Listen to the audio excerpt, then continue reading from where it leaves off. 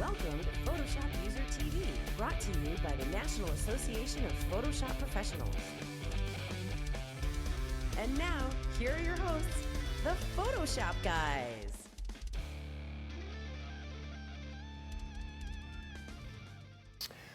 Well, hi everyone, welcome back to PhotoshopUser TV. This is episode 2 of the new season. Welcome back. So I'm here with, I'm Corey Barker, of course, and here is Mr. R.C. Concepcion. What's going on, everybody? How you guys doing? How you doing? Hey, good job on the first episode, man. Hey, looking good. Pretty good. Off we go. Scott did a great pano, man. He did a really good job with that stuff. And of course, in the Weather Center, naturally, is Mr. Pete Collins. Naturally. Hey, how's it going, guys? Good to see you. Good to be back. What's going on, Mr. Collins? Just shucking and jiving. Nice, nice, nice. Every day. So we are brought to you by the National Association of Photoshop Professionals, who bring you the latest issue of Photoshop User Mag, our 100 tips issue.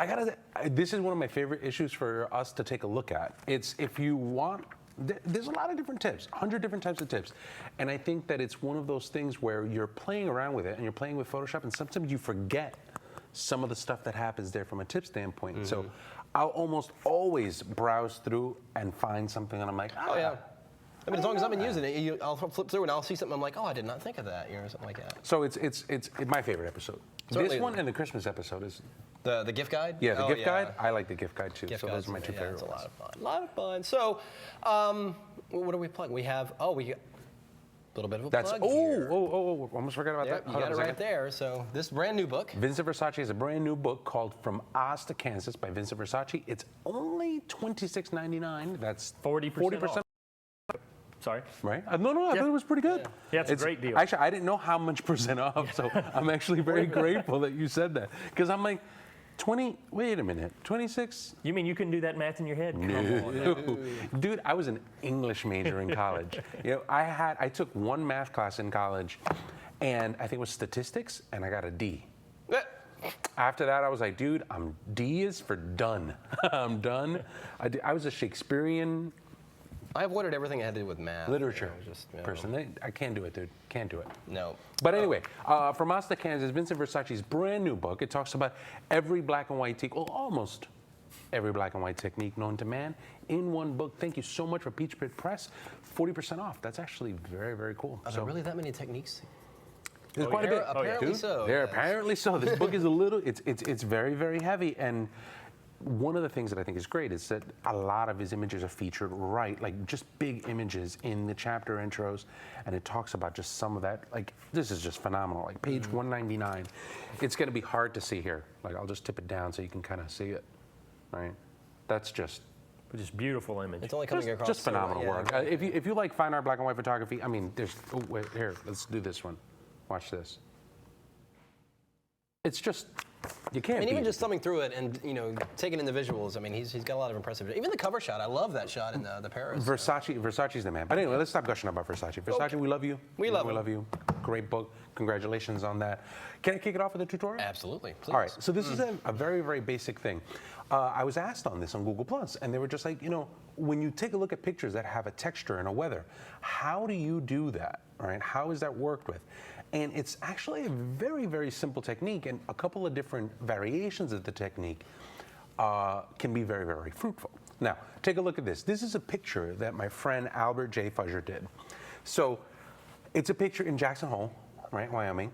And what I want to do is I want to give it a little bit of a pop here. So inside of the layers panel, I'll go ahead and I'll go to layers here, and I'm going to go ahead and increase a little bit of the contrast. Right, because right now, you kind of have, the clouds are like, they're okay, but it could use a little bit more pop. We got it like that, and now maybe what I'll do here is I'll just go ahead, I can't help myself. This isn't really part of it, but it's something that I think we can benefit from a little bit of vibrance, a little bit of saturation. Now, in here, I have that image all set up. Now we're ready to go. What I want to do is I want to weather this and I want to texture this. And weathering and textures have everything to do with blend modes. Mm-hmm. Right? I know you're a blend mode fan. You have a Kelby training class on blend modes. On blend modes, yeah, specifically, yes. That just talks about that. Mm-hmm. So what you'll do is you'll grab some of these images, right? So right here I have a texture pattern. And I want to grab that texture pattern or perhaps this texture pattern. and I have just like a big vault of all of these different texture patterns that I would use. So this is the texture that I ultimately settled up with. Right? So I'm just going to use my move tool, and I'm going to single click on this, and I'm going to drag it on top of this new one over here. I'll let it go, and if I hold on the shift key right before I let it go, it'll go ahead and it'll place it right in the center. Pretty straightforward, right? Nothing's really changed that much. Now, from here, what you can do is varying opacity is just going to let you see kind of like a bleed straight through it. So that doesn't really do the job that you want. What you're looking for most of this stuff is just here in this overlay section, right? So soft light, hard light, vivid light, linear light, pin light, are all different types of versions that are just kind of bleed through when you're working with this in Photoshop. Now, soft light is almost always the de facto standard of what everybody uses for this.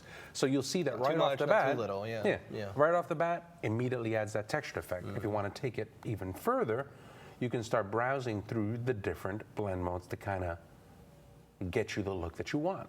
Now, there's a bit of a problem with this, because when you start using these blend modes, you're going to notice that it's actually very hard, and there's a little bit of a color cast to this. So what I would recommend for you to do is to take this blend mode and first desaturate it. So if you go to Image, Adjustments, Desaturate, inside of here, you can take that and take all of the color casting off of that, right? So I'll just show you what that looks like.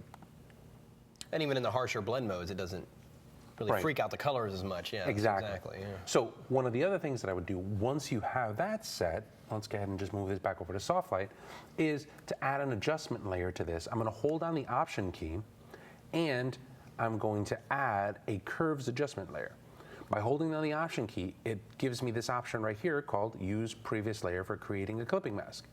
Checking on that, I can now go ahead and have an adjustment layer that's tied just to this textured layer. So when I'm making these curve adjustments, you'll see that these curve adjustments are directly tied to just that texture by itself. So there's my contrast bump, and here's my overall texture.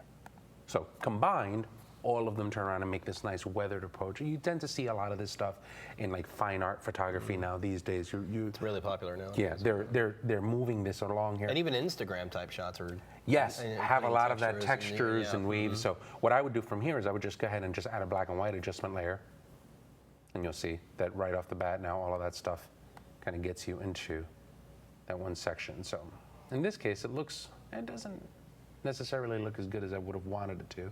But the beauty of adjustment layers, turn it right back off, and you're good to go. So it's a quick way for you to play with adjustments, to play with textures, to play with blend modes, and have it done all non-destructively right inside of Photoshop. I think it makes an interesting point about textures too, is that and I'm always saying this in sessions I teach, is because I use textures all the time, don't pay attention to what color a texture is. Don't discount a texture just because it's pink or any like those colors he had in here. Pay attention to the texture itself, because you can always take that color information out like you did and blend it through the use of blend modes. So just pay more attention to the texture itself less than the color, because that can be managed. Last tip too. Also, just thought about this that I thought was really, really neat. If you don't think that a texture works very, very well for you, try the inverse of the texture. Right. Right. If you do a Command I on this one, so here's just the texture layer by itself. I switched to this blend mode here for pin light. I was liking what pin light was doing with this, and I'm like, that kind of looks dumb, right? Doesn't look very, very good.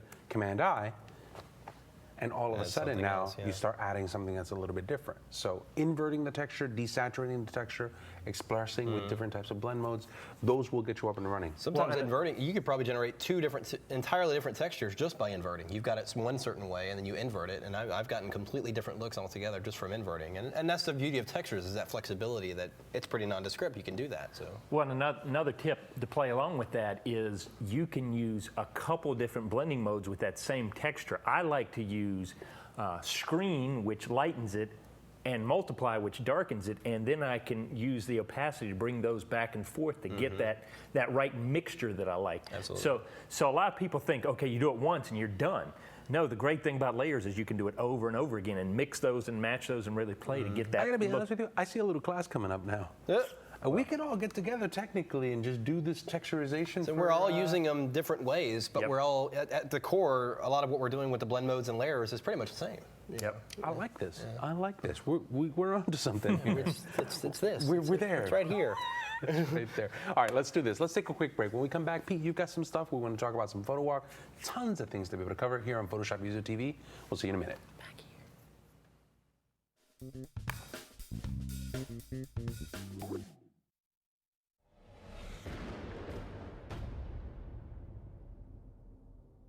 Hi, I'm Larry Becker, and I want to talk to you for a second about discounts.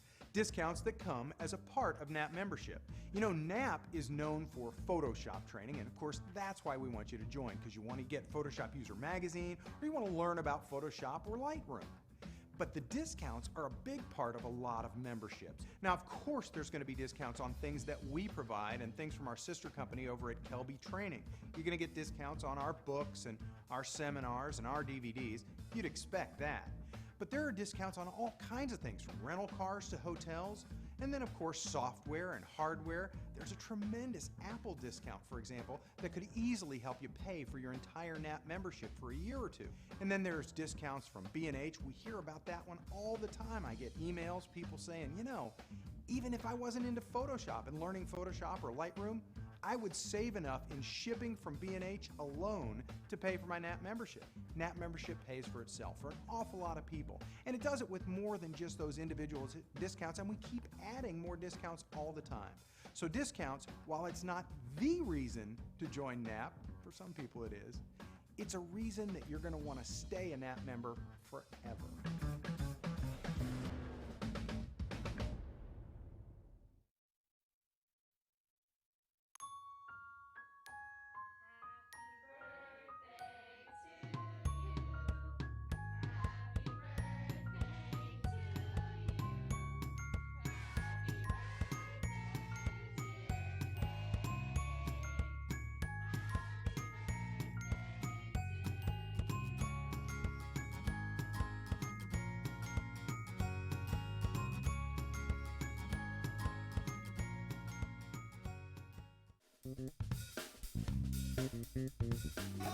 So it's 1, 2, 1, 2, 1.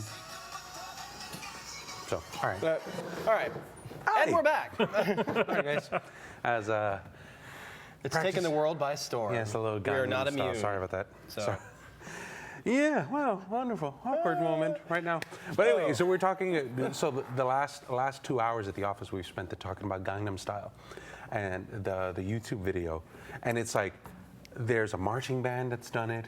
Yeah, the Ohio State. Ohio State marching band did it. This naval base. Yeah, the naval base. The SNL bit they did. I mean, it's all over the place. It's all over Ellen, but anyway, it's one of those things where it's dumb. We'll put it in the show notes so you guys can see it. Fun. Yeah. It is fun though. So what are we doing now? Corey, you have a tutorial for us. I do, but Pete's got a quick. Are you about ready over there, Pete? Or shall I Yep, go? I'm ready. Okay. Pete's got a quick thing for us. What do you Okay. What do you cover? I am going to show you, I did a thing on the NAP website this last week about using offset filters to create patterns, and I thought I'd follow that up with a little more right over here. Okay. And so real quickly, what you're going to want to do is you're going to want to set up a new file, and you're going to want to know what the size is. And so I'm just going to go over here to photo just because I'm lazy, and I'm probably going to do a 4 by 4. And I need to know what my resolution is, and it's 300 ppi. And I just say, okay. Well, the reason why I'm doing that is because when you're using your offset, you need to know how far to offset an image. So what I'm going to do here is I'm going to create a new quick link. I'm going to grab a circle. Oh, first thing I'm going to do is, this is always going to help, make sure that you go to View and your snap is turned on. That way, if you hit Command R, you'll bring up your rulers, and I can just simply pull out from the middle, and when I get to 2 inches, it's going to snap right there in the middle. I can do that from the top, bring it down, and when it hits 2 inches right in the middle, now I know that's dead center right there. So now with my elliptical marquee selection tool, I can go right to the center, click on it, and if I hold my Option key or my Alt key, it's going to constrain right from the middle. So I'll make sure I get it right from the center. But I want to make sure it's perfectly circle, so I hold down my Shift key And now it's constrained it from the middle, and it's kept it perfectly circular. I hit OK. I'm not done yet. I want to cut out the center. I'm basically creating a donut. And so I'm going to hit my Alt button, and my cursor turns into a plus sign with a little minus underneath it. And that means it's going to cut out from this selection. I click right on the center, and I start to pull out of the center. Let me do that again because I lifted up. All right, I click and pull. And now what I need to do is lift up the Option key or the Alt key once I've started drawing, because I want to center that as well. If I continue to hold it, it would pull from that and move out and not be centered. I hold my Shift button, and I create a nice little ring or donut.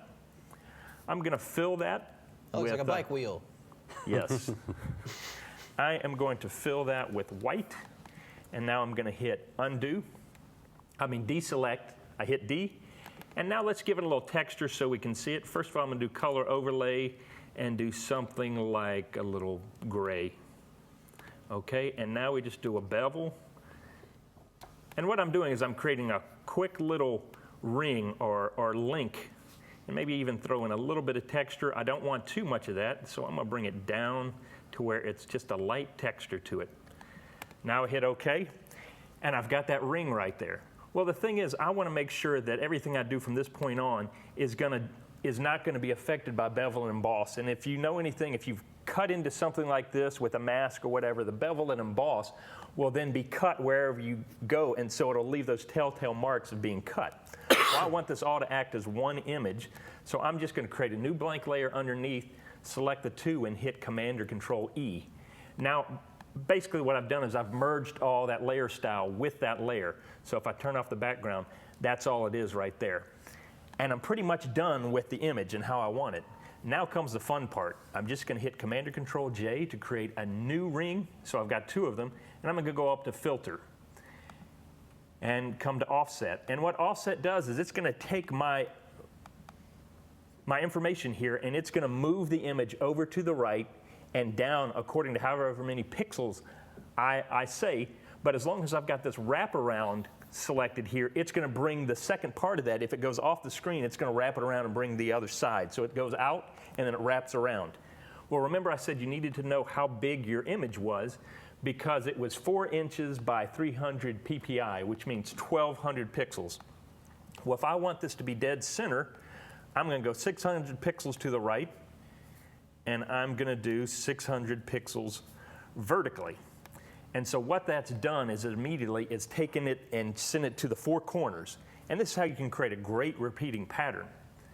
Now the thing is, what I want to do is I want to make this look like it's not just a ring and then the rings above it. I want to have it so it interacts.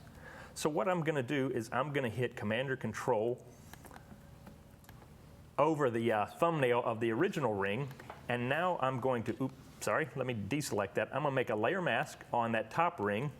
Now hit Command or Control on the bottom ring, and I'm simply going to paint away some of this ring so it looks like it's weaving in and out of itself. And I'm going to choose one of them, and I'm just going to paint over that one, and I'm going to go every other one. I'm going to leave that alone, come in here, get rid of that one.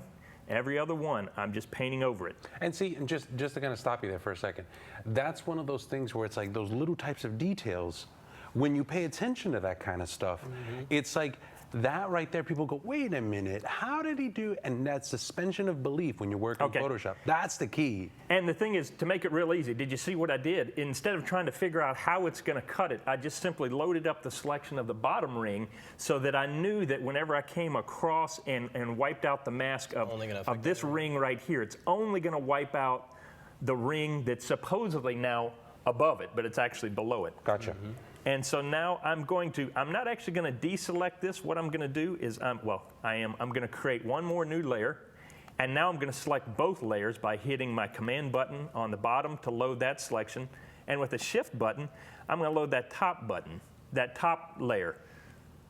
So that now I've got both sets of rings selected, because I want to add a little bit of a shadow to help it be a little more believable.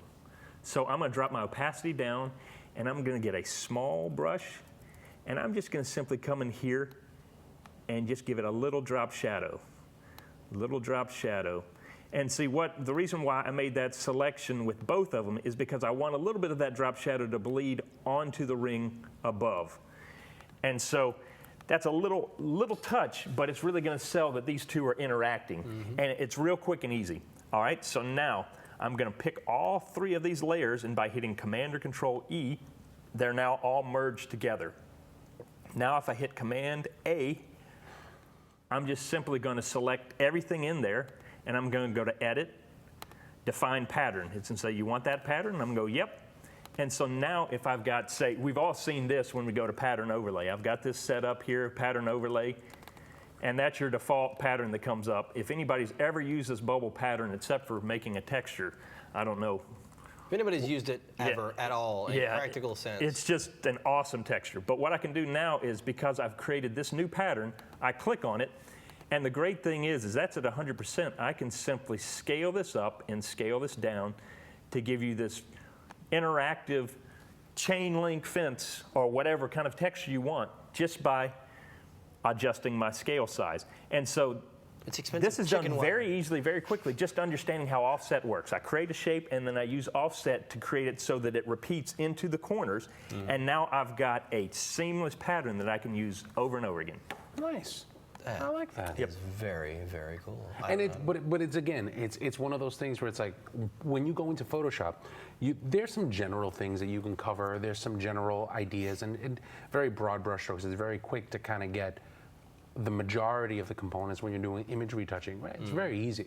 But when you start looking at all of those fine details, I think that's the part where you really, really start seeing, good get to great and great get to awesome, get to epic, get to, professional level type stuff. And I think it's one of those things where it's like you look at things like that, and that's where you start seeing, good to great. So thanks, Pete. Well, one more thing I forgot to mention here. The thing that I needed to do is I took down my fill all the way to 0, because if I'd left it up here, it still would have given me the pattern over that, but sometimes you want to have it completely transparent. So if you take the fill down, it will leave all the layer styles, but it'll get rid of the background color. So now I can get rid of this, or I can put it over something, and it's completely useful, even though it's still in pattern overlay mode. If you didn't crank down the fill, it would just be that solid wall of black or whatever color, and that over it. But by knocking out the fill, you can now place this on anything. Can you knock some 3D into that? You're still stuck in the gun. No, actually not. Pete's actually got my wheels turning here. I'm like thinking, how he lined his patterns up. I'm thinking, well, if I did that we're gonna have a slam fest. No, but oh yeah, you take that and you put it over there. How often can people say, hey, look, you got Corey's wheels spinning? Yep. Oh, hey, listen. We'll leave it at that. Just take it. But going to this point, and what you were making a minute ago, is that this is something you see.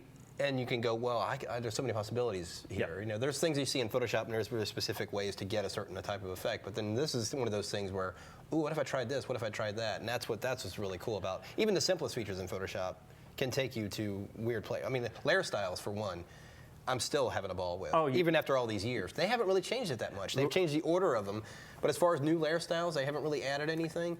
But I'm still brush engine, layer style and brush engine. You could spend the rest of your life on that. And the great thing about this is it just keeps building upon itself over and over. This really started with me trying to figure out how to do dragon scales. Yeah. And do it, and it just keeps getting more complex. Okay, what if I add this? What if I add this? And so it's unstoppable, Photoshop. To another. All right, what about you? What do I have here? I actually had a quick thing. I'm so curious about this, this feature. This is actually a photo shoot we did back when we did Photoshop World in DC back in March. For fun, I got together with photographer Doug Saunders. We can follow his stuff. He's actually got some Kelby training classes. Doug's a really great photographer. He does cars, and he does a lot of cool theme shoots. So he and I got to talking about doing this sort of thing, and he had got a hookup for this old warehouse where we were shooting. And this friend of his name is Israel, really good guy, looks eerily like Jason Statham, doesn't he? He does. Yeah. He does very much. So when he showed up, he brought all these prop guns and everything like that, and we had this model, Amanda, I think her name is, and just playing around with different scenarios. We didn't really have a real solid concept in mind. We were doing this for fun, really. And he got a few of these shots, and it's actually presented an interesting scenario. If you're a compositor and you've got photos from a shoot, and you've got 2 shots here. Let me just kind of tell you what I'm looking at here. So as I thumb through the shots, and I like this scenario, we probably had about 20, 25 shots of this particular angle and concept. Well, as I was thumbing through them, I realized I really liked this shot because of him, the look on his face and the position of the gun and everything, the extreme perspective here. I really like that. I'm talking about the wrong photo. It's this one I like him in. Dude, I do that all the time. I they're bring so them two close. side by side, and I'm like, We all do it. They What honestly does were this so one close. Actually, have? it's his face and this one I like. You know why? Because it's the flare on the gun. The flare. That's what I was going to point out. It was like the flare flare on the side of the gun that really kind of caught my eye the first time.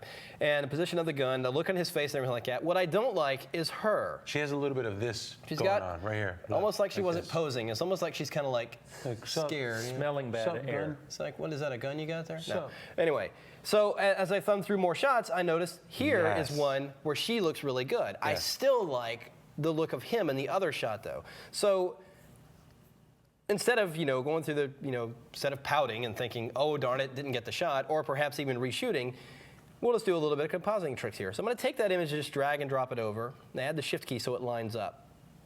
And really just quick, I'm just going to drop the opacity of this top layer so I can see how it's positioning. The positioning is pretty much the same, but the camera did move. We were shooting this freehand, wasn't on a tripod or anything like that. Right. We're just kind of, and that's Your why vantage point changed a So little the bit. vantage point changed slightly, but not enough to where it's a big problem. So I'm actually going to zoom in here, and I'm actually, the point I'm looking at is the position of her arm here, where this light is. It really can help me line up the subject here. I'm not worried about much else than that, because once that's in place, everything else will fall into place.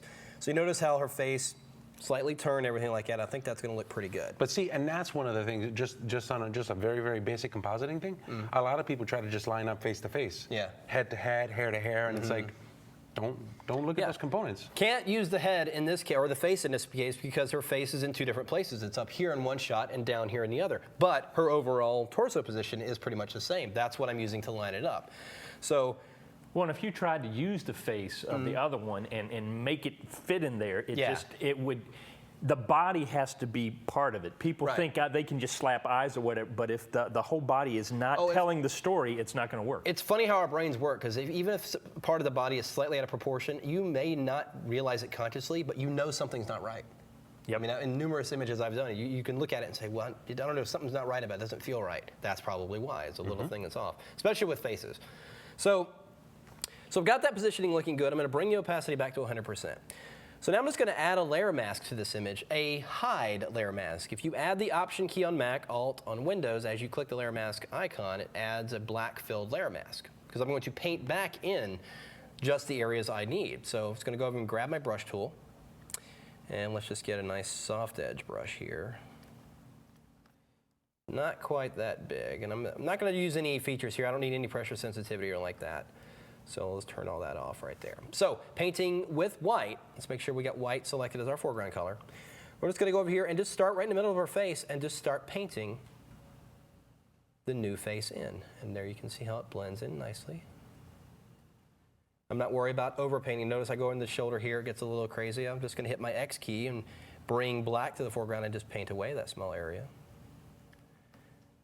And then we'll just back and forth with the X key. In fact, see how this kind of jacket, I'm just going to bring that in until it gets right about there and just blend that in a little bit better.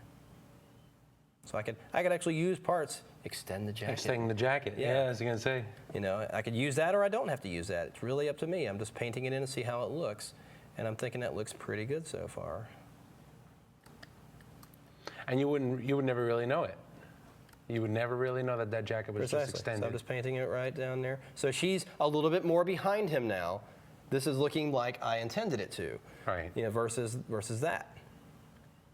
So it's just a matter of just going here and tweaking these things and getting the right shot. Let me actually paint that back in a little bit. There we go. I remember seeing this. I remember we came to visit you during this shoot. Yeah, you guys There was dropped like by, 10 of us that showed up in like 2 cabs. We showed up to this one facility, and there it is. It's just like fog everywhere and just extras everywhere. And the only person who seemed like totally cool with the element was Doug. Oh, yeah. Like Douglas is just sitting there, and he's just like, "What's up, everybody?" I gotta say, it was a great, it's like this grunge nightclub. I mean, sure, when it's partying down, this place is crazy, but it just looks like there was a crime scene there the night before. It was a really kind of a gritty It was a place. cool time. But so got that painted in, looking pretty good. I'm just going to show you a couple of things how I do to finish it up to kind of get that Hollywood look. It already kind of has that Hollywood lighting, but first let's enhance that flare because that flare is cool. I'm just going to make it a little bit cooler using a flare brush that I've created here. It's actually in my book. Got a little cool flare brush here. I'm just going to put that on a new layer and just hit that with a little bit of dab there. Now, it is white, and the reason I did that is because I'm going to do an outer glow and sample the yellow. Nice. In this background. And that will give us a little bit of glow on the flare, make it look more natural. Gotcha. So see that before and after there, so it adds a little bit. So what I'm going to do now is just quickly go into create a duplicate of the entire file and flatten that down.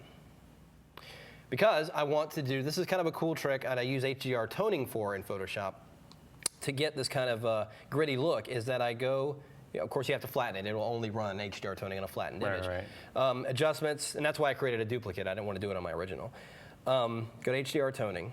And I'm certainly using this in a way that probably wasn't intended, because the very first thing I do is take the saturation down to 0. Right. So no color. So now I'm going to boost up the detail. You can see it really kind of boosts the contrast a little bit. And we'll smooth edges a little bit here, and then it's just a matter of tweaking. When I get the saturation down and the detail pumped up a little bit, all I do now is just tweak the radius, strength, gamma, and exposure sliders until I see a balance of contrast and grittiness that I like. Right, you're just looking completely at texture and tone at this point. Exactly. And again, there's no formula. That's why I just kind of sit here and tweak these settings until I get something that looks gritty enough for me. There, I think that looks pretty. So now you're talking about yeah, so we're getting a little bit more contrast in there, so it's looking gritty. So click OK there. Then I'm going to bring this back over to my original document and then play with blend modes, like you were talking about earlier. With textures, it works as well with composites. I'm just going to bring this and do maybe a soft light, and you can see the difference that makes. Really punches out a lot of that area in there and stuff like that. And another cool trick I discovered, actually, was doing this in Photoshop World. I did make that black and white and brought it over here, and it added some grittiness to it. If I wanted to get this more of a warm color like it's coming from this light back here, just add a hue saturation colorizing to that HDR layer, and it puts a cast of light over that. And that blend mode is really making it so it's punching out detail and adding a bit of a color cast to it. Yeah, man. So it's giving me really that kind of a Hollywood look to it. And then I would just kind of, composite this, add the text into it and things like that. But that's pretty much how I would get it. But going back to the point of being able to layer these and combine shots, because like I said, I like the look of her in one picture and then the look of him in another. You can combine those really seamlessly and after a few tricks. Very cool, dude. Very, very, very cool. All right, well, let's do this. Let's take a quick break. When we come back, I want to talk to you guys about some prizes, right? How to be able to enter the prizes, and some final thoughts here on Photoshop User TV. Stick around.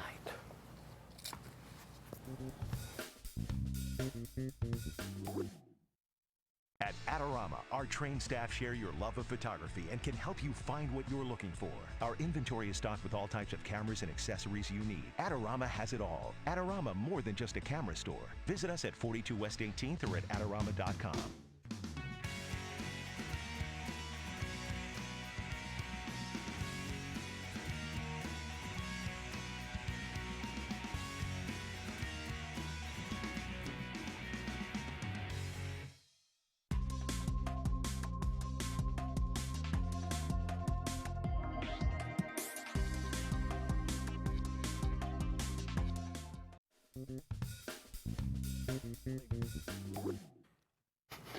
Welcome back to Photoshop User TV. My name is RC. I'm here with Corey Barker and Mr. P. Collins. Hello. Now, so the couple things that I want to talk to you guys about.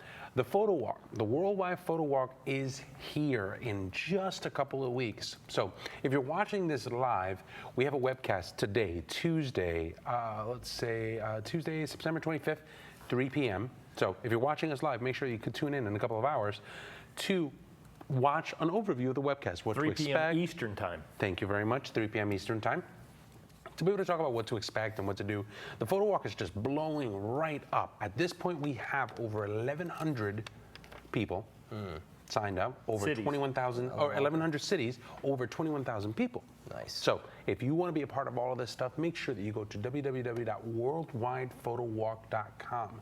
This is a great place for you to sign up, lead a city, or participate. It's a great time for, it's going to be a great time for everybody. Oh, I think absolutely. Absolutely, you're going to have a blast. You're going to have an absolute blast. So the other place that I would check for this is to check our photo walk page. Now, the easiest way for you to get to this is just to go to www.google.com/+photowalk. Oh, okay. That's it. So just go there, go to the Worldwide Photo Walk page. We'll talk about it there. Make sure you join us. So all of this stuff is possible through the help of Adobe, Photoshop User Magazine, and MPix. So make sure that you also visit mpix.com for all of your photographic needs. These guys are always more than willing to be able to help us out with all of this stuff. Make sure you visit them. Now, prizes. How do they win prizes, Mr. P. Collins? Well, you may be watching this in a lot of different places, but there's only one place that you can go leave a comment to be eligible for getting one of these prizes, and that is at kelvytv.com/PhotoshopUser TV. Right. That's the only place. Google, all these other places, you can go watch it there, but come back to that to leave a comment. Right. You have to go find the episode that you're dealing with and then make sure that you leave a comment there. It makes it a lot easier for our producer to be able to pick all of this stuff. Now, when they do, what are they going to win? When they do, and there's no trivia, just go and leave a comment. Just say what you like. Give a suggestion for the show or anything like that. We pick the winners at random. You will receive, if you are picked, the Perfect Mask 5 from On One here. Thank you very much, On One Software, for that. On One for that. And as well, you will receive an ebook. We have an ebook for it's Vincent LaForet's book, Behind the Lens with Vincent LaForet. And you got to talk to him. Yeah, he was at Vegas. I'm a big fan of Vincent's work. Vincent is a Pulitzer Prize winning photographer. Used to shoot for the New York Times. Now you see him doing a lot of video stuff. He was actually the man behind Reverie.